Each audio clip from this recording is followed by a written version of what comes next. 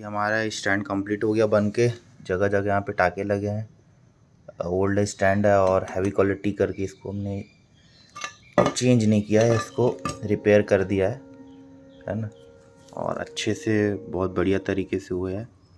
उसको पेंट वगैरह कर दिया है। अब ये लगाने के लिए तैयार है। देखिए टेढ़ा हो जाता है, टॉप वाला नीचे चले जाता है।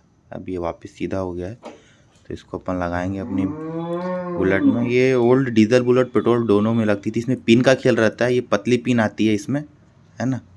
इसमें पतली पिन आती है। मैं आपको पिन दिखाता हूँ आपको किस टाइप से रहती है ना। ये पतली पिन और ये सीधे इसके अंदर जाएगी, ऐसे लग जाएगा। इतना रहता है, अंदर जाके लॉक होता है स्टैंड में, है ना। और न्यू मॉडल में ये जो होल रहता है, ये पिन जो रहती है मोटी आती है, इतना ही मोटी, इससे और ज़्यादा मोटी। तो ओल्ड और न्यू में ये फ़र्क है, पिन पतली रहती है। ठीक है फ्रेंड्स।